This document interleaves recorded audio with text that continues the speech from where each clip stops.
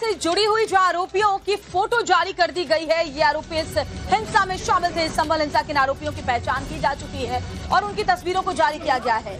छापेमारी लगातार की जा रही है। 74 आरोपियों की पहचान की गई है। उनमें ये तस्वीरें जो हम आपको दिखाएंगे वो शामिल है। और ये जरा इन तस्वीरों में इन चेहरों को गौर से देखिए। हालांकि कई उपद्रवियों ने चेहरे पर रुमाल बांध रखा है, मास्क लगा रखा है ताकि उनके चेहरे पहचाने ना जा सके, लेकिन पहचान लिया है पुलिस ने इनको। ये लोग संभल में हिंसा के आरोपी हैं। पुलिस ने हिंसा में शामिल आरोपियों की पहचान के लिए कुछ फोटो आइडेंटिफाई की है।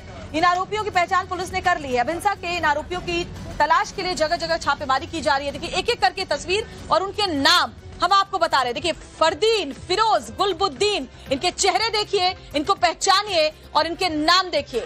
ये वही आरोपी हैं जिन्होंने हिंसा फैलाई। 27 आरोपी गिरफ्तार किए गए हैं। 74 दंगाइयों की पहचान की गई है।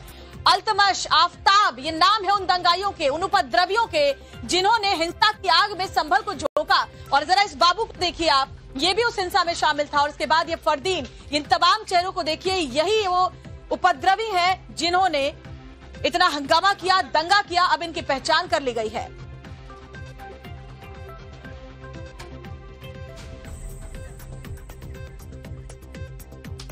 और हमारे साथ अभिषेक राज इस वक्त ज्यादा जानकारी को लेकर जुड़ गए हैं। अभिषेक, क्या है ग्राउंड जीरो पर इस वक्त हालात, जरा बताइए। और साथ ही कितने आरोपियों की पहचान हुई है, कितनों पर एक्शन लिया गया है? देखिए बिल्कुल, अब तक 27 लोग इस पूरे मामले में गिरफ्तार हैं। इसके साथ साथ 100 लोग जो हैं उनको आइडेंटिफाई किया गया है। और जो सीसीटीवी लगाए गए थे, जो लोकल इंटेलिजेंस थी, उसके आधार पर इन सभी लोगों की शिनाख्त हुई है। और अब इन लोगों के पोस्टर्स भी जो पुलिस प्रशासन है संभल डिस्ट्रिक्ट के, वो अब अलग अलग जगहों पे लगाएंगे। और उसके बाद जो जांच है उसमें जो है वो आगे की तरफ बढ़ेगा।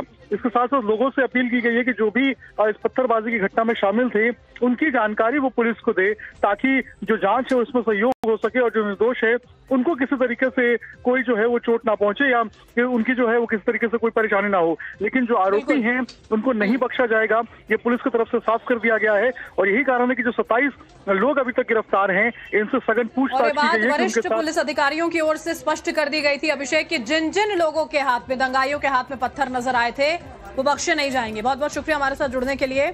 इसी बीच में देखिए, इस पूरे मामले पर सियासत बहुत ज्यादा गर्मा गई है। राम गोपाल यादव का एक विवादित बयान सामने आ गया। उनका यह कहना है कि अधिकारी जो हैं वो आतंकी हो गए हैं, आतंकियों की तरह व्यवहार करने लगे हैं और आम जनता को आतंकित किया जा रहा है। आतंकवादी डराते हैं, धमकियां देते हैं, जैसे और कुछ लोग धमकियां देते हैं कि ऐसा कर देंगे, तो वो अधिकारी न रह के आतंकवादी हो गए और आतंकवादियों की तरह बिहेव करने लगे, आम जनता को भी आतंकित करने का काम करने लगे। और संभल हिंसा पर केंद्रीय मंत्री गिरिराज सिंह ने भी विपक्ष पर हमला बोला और कहा कि इनके दिलो दिमाग में जिहाद घुसा हुआ है, अपराधियों को साथ लेकर घूम रहे अखिलेश यादव, ये भी गिरिराज सिंह ने कहा। तो ये बड़ी खबर आपको बता रहे हैं। साथ ही ओवैसी की जुबान से जहर निकलता है जो माहौल को खराब करता है। इनकी जुबान बांग्लादेश पर नहीं खुलती है, लेकिन देश में ये भड़काने का काम जरूर करते हैं। गिरिराज सिंह ने ये विपक्ष पर हमला बोला है। गिरिराज सिंह जी हमारे साथ हैं। गिरिराज जी, संभल में जो घटना हुई उसके बाद कांग्रेस पार्टी और समाजवादी पार्टी के नेताओं का बयान आ रहा है कि पुलिस को अगर बंदूक दी गई है तो क्या वो गोली ही मार देंगे। किस तरीके की मानसिकता है ये? सिर्फ मुसलमान होने की वजह से इस तरह की प्रतिक्रियाएं आ रही है, इस तरीके का एक्शन हो रहा है? कौन दे रहे हैं इसका बयान? ये इमरान मसूद हैं, कांग्रेस पार्टी के सांसद हैं सहारनपुर से। उनको शर्म करनी चाहिए, इमरान मसूद साहब को या राहुल गांधी को या अखिलेश जी को। आज ये साबित हो गया कि पुलिस की गोली से नहीं मरा, ये तो बंदूक की गोली चला है। तो बंदूक आजकल कहाँ रहता है फोर्स के साथ? वो तो उन्हीं लोगों में से आताताइयों ने ही चलाया। ये मान नहीं रहे कि ये एक गुंडे दूसरे गुंडे पर हमला किया है।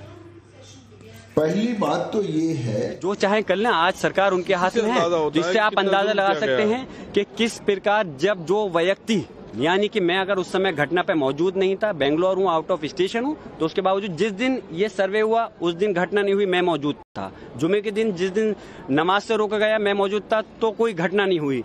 और जिस दिन मैं मौजूद नहीं हूँ तो बलवा मैंने करा दिया। इन लोगों को तो नोबेल प्राइज मिलना चाहिए जिस प्रकार से ये काम कर रहे हैं।